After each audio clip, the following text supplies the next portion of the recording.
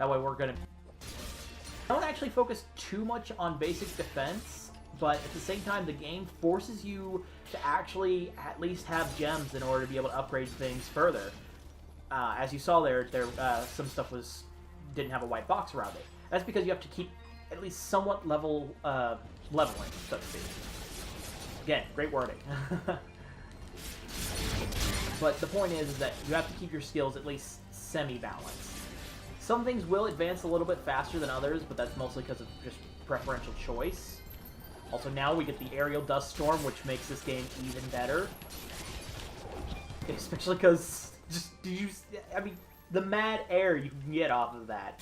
That can lead to some pretty crazy sequence breaks, if you can do it properly. It's kind of tough to execute, but it also allows for incredible amounts of mobility. Just keep in mind, you can't hold Dust Storm forever. It will start to hurt you after a while.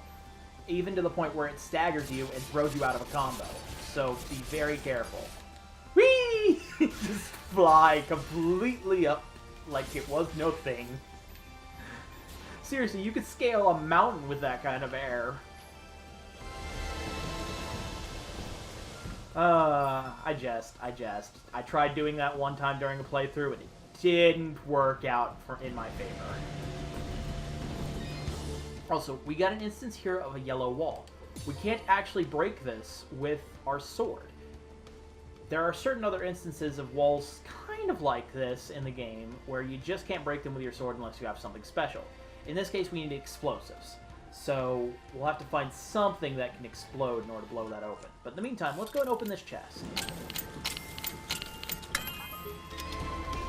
Which leads to even more goodies. Now, there you see an instance of an item we can equip. Okay. For example, here we go into our inventory. Because it was on the Feeble Fruit, whenever we pick that up, we can put that on Quick Select. From there, we can now also add other things like armor, augments, 2 rings, and a pendant. And we were able to pick up a warp pendant here, which gives us increased attack and increased luck. Luck is actually a pretty good stat in this game. It's not just for your criticals, but also for your item drops, which are really, really important as far as this game is concerned. Trust me, you're going to want to find some items pretty quickly. We also found some armor. Granted, it's only a cotton vest, but hey, it's better than nothing, right? Which, it gives us a nice little bit of bonus defense and bonus luck, which, you know, I'm not gonna look away from that. Is that a tent? Is there somebody in there? Ah, whatever it is, it's got glowing evil eyes of evil. A merchant lies in wait. Do not let his appearance frighten you. I sense he only wishes to assist in our journey. Psh, I wasn't frightened.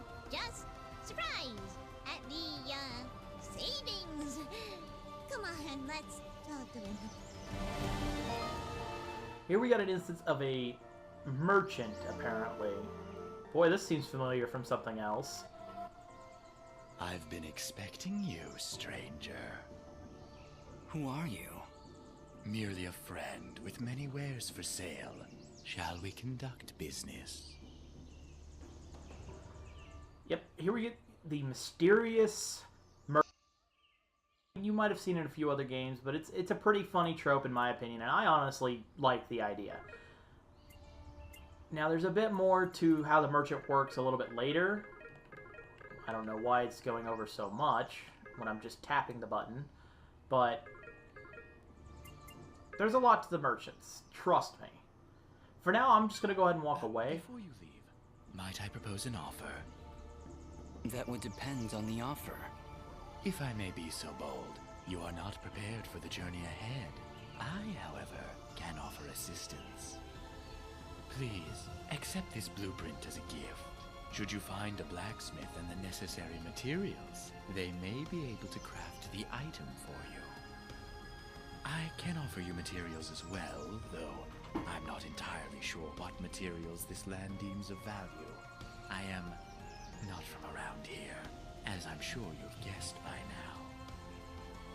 Once you've sold me a new material type, I will be able to restock my store with it. As for your reward, I will pay you a bonus for the first new material you sell me. Ah, he'll buy them at a high price. Well, yes. Yes, I will. Thank you.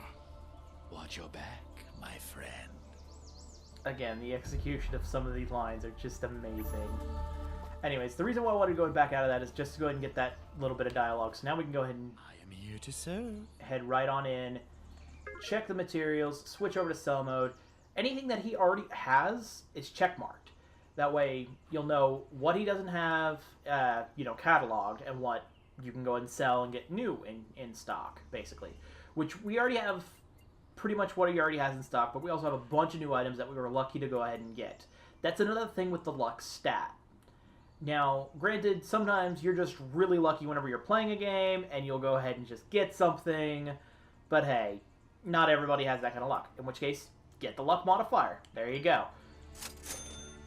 Anyways, he'll also give you a small bonus, like he said, whenever you sell something for the first time, as far as materials are concerned.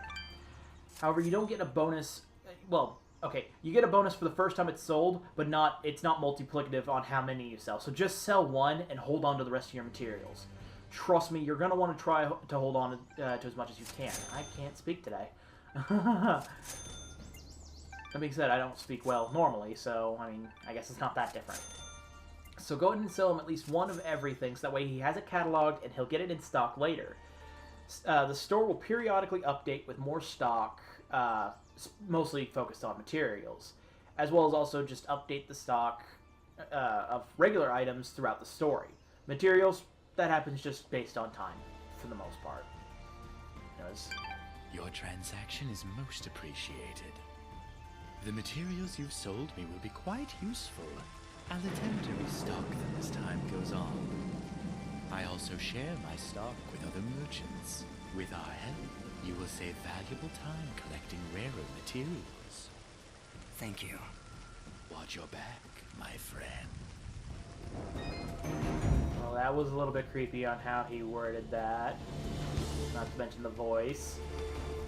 Oh well, not going to put too much stock into it. Meantime, just go ahead and hop over here. We got ourselves another explodable wall. Those will be popping up quite a lot during our adventure. Now this is what we needed. This is a bomb fruit. Those yellow tinted walls. Use your dust storm to go ahead and collect it. Sort of. You don't actually get to put it in your inventory. However, if I can platform, bring it over here to the first wall. Get another mysterious wall chicken and another key. These things are very useful in the ways of getting through a lot of obstacles, but they're also pretty useful in taking out enemies. Now, keep in mind, not all the bomb fruits are super generous as far as drops are concerned, and we'll get into that a little bit later, because trust me, it does get a little bit harsher when it comes to things. Anyways, go ahead and walk over this autosave. Continue moving forward. See, there we have a time limit. Some bomb fruits have time limits. And I wasn't paying attention, so that guy got a free hit. But some bomb fruits have time limits. And it'll usually be pretty difficult, actually. Especially later on in the game, when things get really difficult, and it gives you like 3 seconds to traverse a huge area. Trust me when I say this game can get kind of difficult. Of course, you can also just up the difficulty and make it even harder for yourself, but it's not from time limits like this. Enemies will kill you faster. Much faster.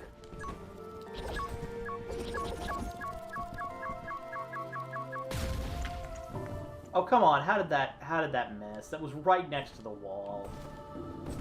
Sometimes the explosion radius of the bomb fruits are a little bit iffy, but it's not like it's made of gunpowder or anything, so